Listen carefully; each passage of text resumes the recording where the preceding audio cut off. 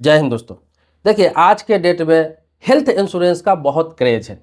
और हर व्यक्ति को हेल्थ इंश्योरेंस कराना ही चाहिए, क्योंकि किसी को कोई बीमारी निकल जाता है, किसी प्रकार का कोई स्वास्थ्य खराब हो जाता है तो आपको बता दूं, आजकल इलाज में इतना खर्चा होता है, किसी प्रकार का सर्जरी कराना पड़ जाए, किसी प्रकार का अंदरूनी मैटर हो गया, गंभीर बीमारी हो गया, इतना खर्च है आज के डेट में बीमारियों में कि आपका सालों का कमाई, आप 4 साल 5 साल 10 साल कमा के रखे हुए हैं, एक झटके में ख़त्म हो जाता है, हॉस्पिटल वाले ले लेते हैं। इसीलिए लोग हेल्थ इंश्योरेंस कराते हैं। लेकिन आपको पता है कि ये हेल्थ इंश्योरेंस भी है, इसमें भी जो इंश्योरेंस कंपनियां हैं आजकल बहुत सारी दिक्कतें कर रही है और लोगों को क्लेम नहीं मिल रहा है। बहुत सारे लोगों के साथ ऐसा हुआ है कि उनका क्लेम रोक दिया गया है छोटी छोटी गलतियों के कारण। तो आपको आज ये बताऊंगा कि आप हेल्थ इंश्योरेंस ले रहे हैं, अपना स्वास्थ्य इंश्योरेंस ले रहे हैं, तो आपको क्या क्या सावधानी बरतनी है, बहुत कम समय बताऊंगा, ताकि आपको कभी भी क्लेम लेने में दिक्कत ना हो। ना तो हेल्थ इंश्योरेंस कंपनियां हेल्थ इंश्योरेंस होते हुए आपका क्लेम रिजेक्ट कर देगा और आपको खुद का पैसा से इलाज कराना पड़ेगा। कई लोगों के साथ अभी तक हो चुका है।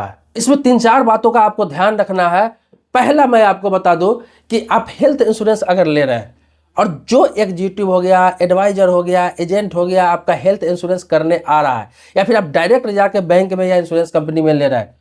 आपको सबसे पहले उन बीमारियों का लिस्ट देखना है, कौन कौन सी बीमारी कवर करता है। देखिए, बहुत सारे लोग कहते हैं हेल्थ इंश्योरेंस हो गया, मुझे कुछ भी होगा तो इंश्योरेंस कंपनी इलाज कराएगी ही, देगी, लेकिन ऐसा नहीं है। वो आपको एक लिस्ट होता है, जब हेल्थ इंश्योरेंस होता है उसमें सारा बीमारी का कवर लिखा होता है कि इसमें क्या क्या कवर करता है। आपको हार्ट का प्रॉब्लम का कवर करता है कि नहीं, आपको शुगर का कवर करता है कि नहीं, बीपी का कवर करता है कि नहीं, कोई सर्जरी का कवर करता है कि नहीं, कैंसर का कवर करता है कि नहीं, कोरोना का कवर करता है कि नहीं, आपका कोई किडनी में स्टोन है उसका कवर करता है कि नहीं, अपेंडिक्स का कवर करता है कि नहीं, बहुत सारी बीमारी होती है, गंभीर माइंड से संबंधित बीमारी है वो कवर करता है कि नहीं, कोई सूजन है, स्टोन है, उसका कवर करता है। बहुत सारी चीज आपको देखना है कि जो जो आमतौर पर गंभीर बीमारियां लोगों को होती है वो चीज कवर करता है कि नहीं। ये सारी चीज आपको लिखित में प्रोस्पेक्टस में देख लेना है कि सारा चीज बीमारी कवर कर रहा है कि नहीं कर रहा है। खास तौर पर उस चीज़ों को ध्यान देना है जो चीज़ आपको डाउट है, जो चीज़ आपको लगता है कि ये बीमारी आम है, मेरे परिवार में किसी को हो सकता है, या फिर उसके लक्षण दिख रहा है, तो इस तरह के अगर है तो सारे चीज़ देख ले कि अधिक से अधिक बीमारियों का कवर करता है कि नहीं।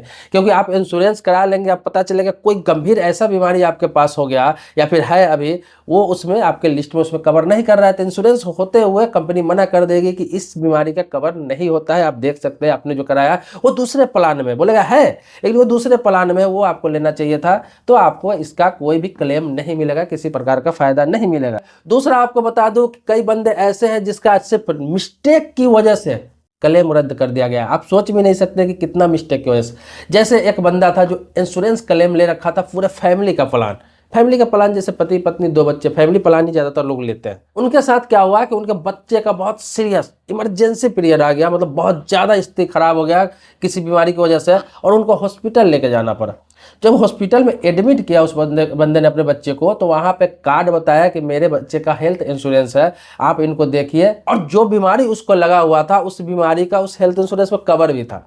मतलब कोई दिक्कत ही नहीं होने वाली थी। तो उन्होंने क्या किया, हॉस्पिटल वालों ने इंश्योरेंस कंपनी को क्लेम के लिए भेजा, उनको इन्फॉर्मेशन किया, तो इंश्योरेंस कंपनी ने सीधा सीधा क्लेम देने के लिए मना कर दिया। उन्होंने कहा कि ठीक है, आप पहले इलाज कराइए, पेशेंट को बोल रहा है आप इसका इलाज कराइए, ये अपने पैसे से आपको कराना पड़ेगा, करा लीजिए, बाद में देखते हैं कि इसमें आपको देना है या नहीं देना है, क्या करना है, उम्मीद रखिए कि आपको मिल ही जाएगा। गलती क्या थी कि इंश्योरेंस कंपनी ने यह किया कि उनके बच्चे का जो नाम था पॉलिसी पर, उसमें एक स्पेलिंग मिस्टेक था नाम में से, जैसे होता नहीं, कहीं एन की जगह एम हो गया, कहीं पी की जगह एल हो गया, इस तरह का सिर्फ स्पेलिंग मिस्टेक था। जैसे कोई राजीव नाम लिख रहा है तो कोई RAJI भी लिखता है राजीव, कोई RAJEE भी लिखता है राजीव, कोई राजीव नाम लिखता है तो RAJIB भी लिख लेता है। तो इसी तरह से कोई एक स्पेलिंग मिस्टेक था, इस वजह से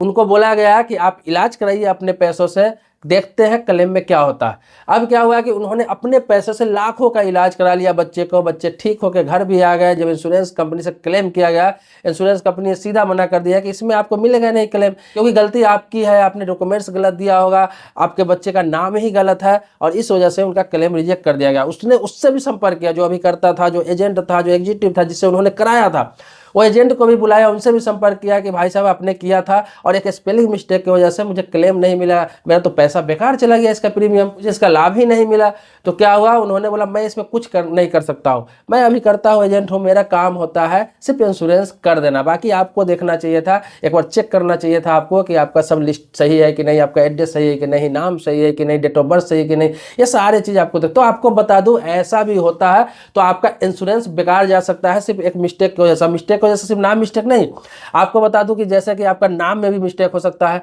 डेट ऑफ बर्थ भी थोड़ा भी 19-20 होगा तो दिक्कत हो सकता है। तो इसीलिए कभी भी आप हेल्थ इंश्योरेंस करा रहे हैं तो लास्ट में जब हेल्थ इंश्योरेंस हो जाता है और आपको बॉन्ड मिलता है, चाहे वो ऑफलाइन में हो ऑनलाइन में हो, किसी प्रकार से आपके पास बॉन्ड जो प्राप्त होता है,